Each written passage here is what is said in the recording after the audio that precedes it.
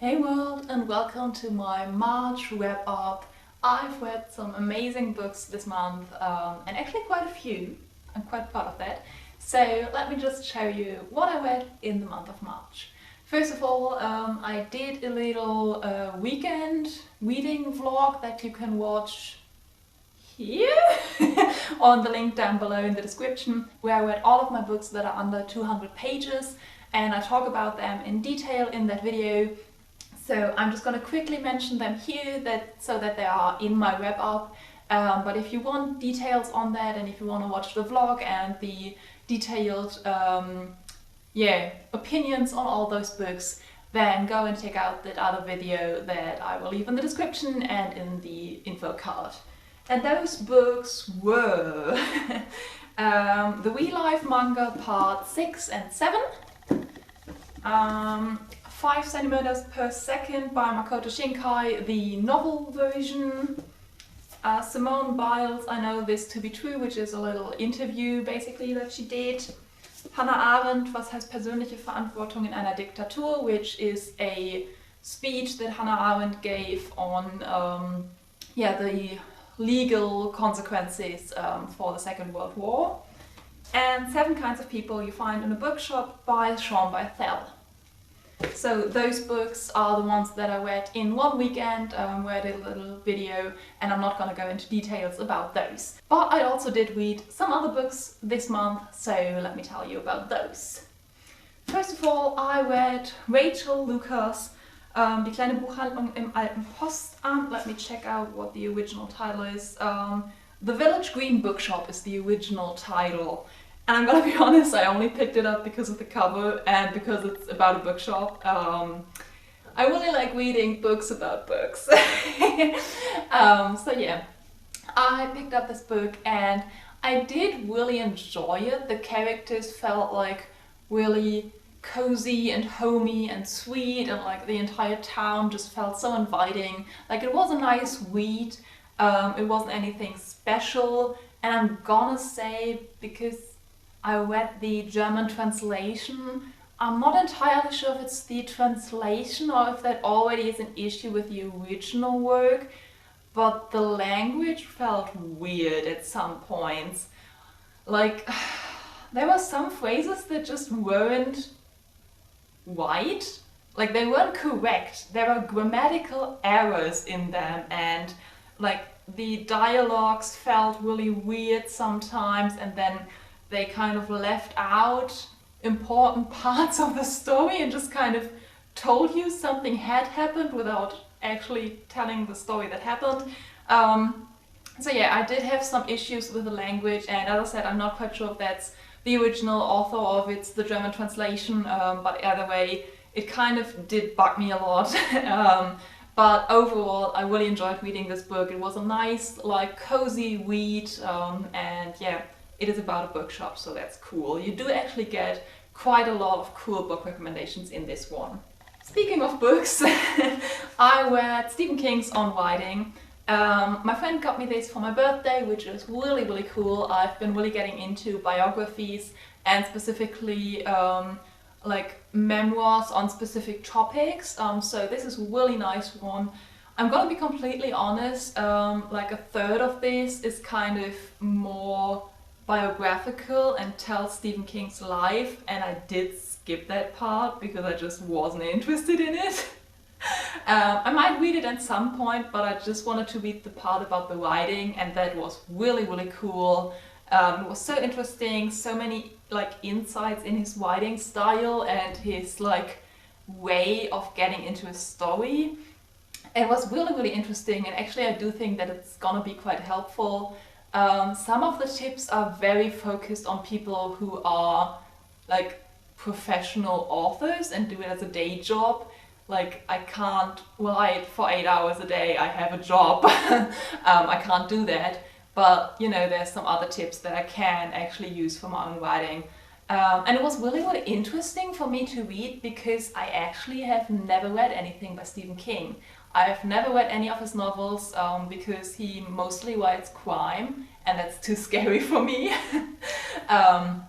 So I kind of just went into this not really knowing anything about him other than that he has a lot of books published and that he's doing really well, so obviously he knows what he's doing.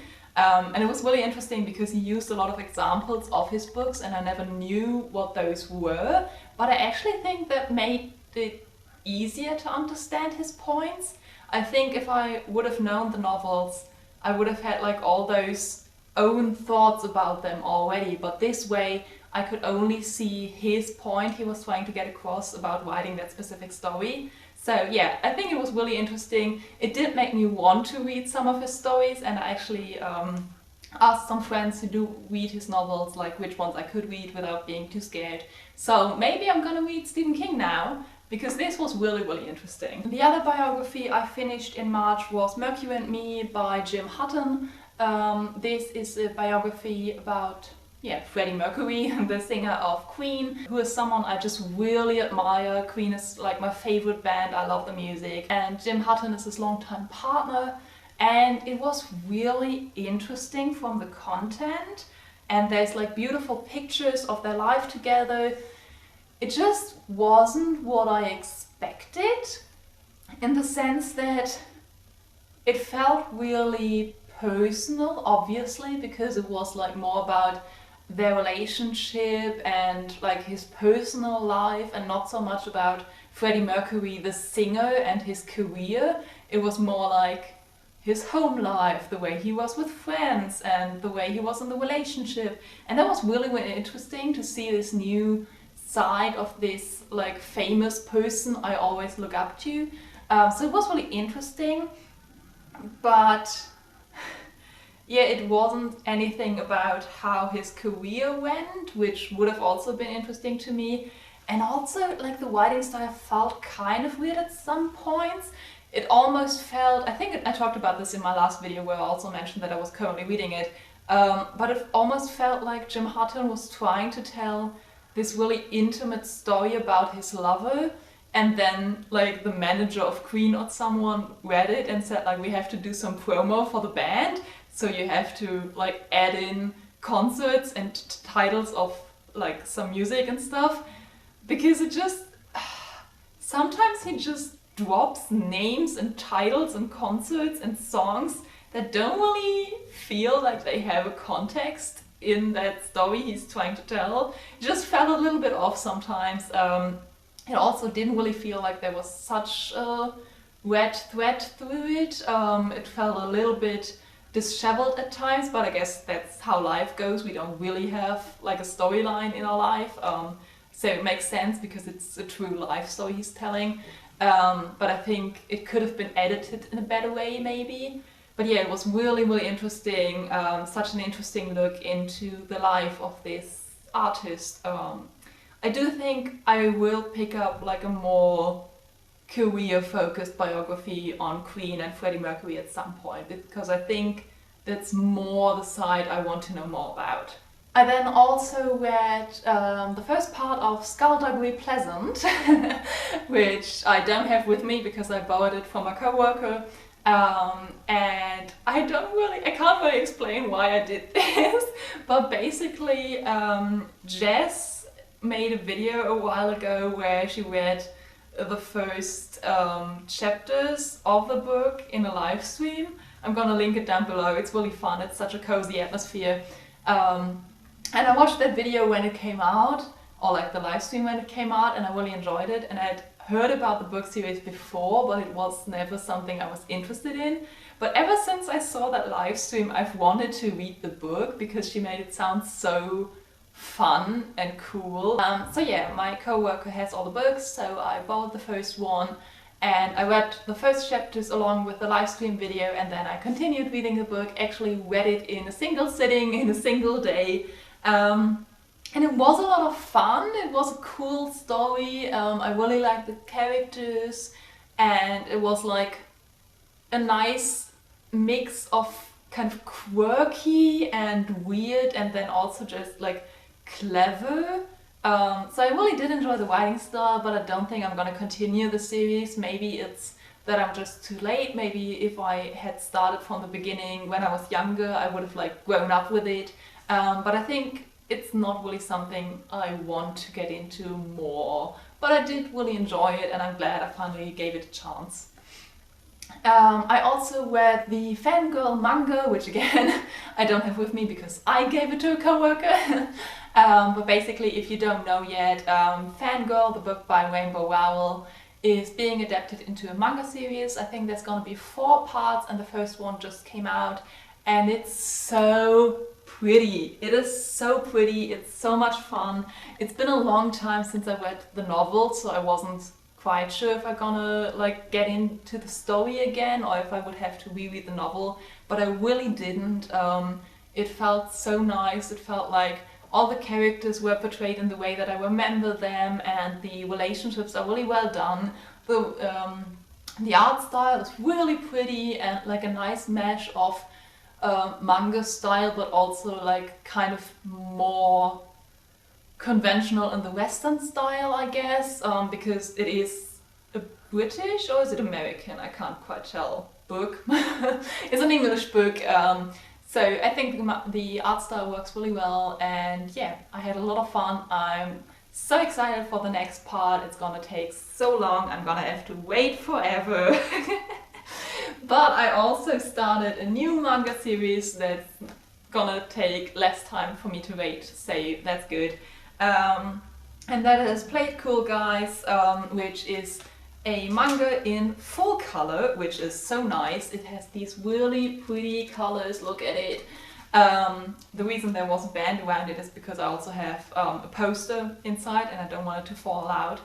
But yeah, basically this is a manga about these 4 guys, and they're all just a little bit clumsy and forgetful and weird, and I think this style they did it in is really pretty because basically, I don't know if you can see this, but they all have their own colors, so the background of each of their chapters is different colors, so you know like when who of them is in focus.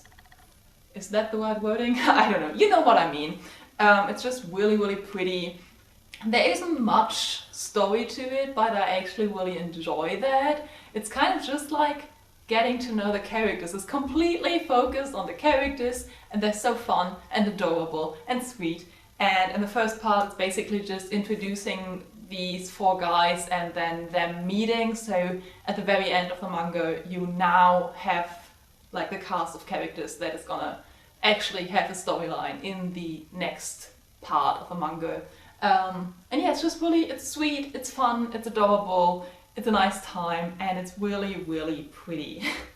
And yeah, those are all the books I read in the month of March. Oh, I'm currently reading Supernova by Marissa Meyer. I think I've talked about this before. Basically, I'm buddy reading it with my friend Lizzie, which is why it's taking a long time because we have to catch up and stuff. But yeah, I'm really, really enjoying it. Such a good series. And then I'm also reading a German book, Das Fundbüro der verlorenen Träume by Helen Frances Paris. I did read this in Paris because she's named Paris and also some of it takes place in Paris. I did read it on my trip. If you want to know about my Paris trip and the books I bought there, there's gonna be a video in the info card here and in the description down below. Wow, full description this time. And as per usual, all the books I mentioned in this video are also gonna be in the description down below. So yeah, those are all the books I've read and I'm currently reading. I hope you enjoyed this video. I hope you always have a reason to smile. Check out the description and all the videos down there. And I shall see you soon. Bye!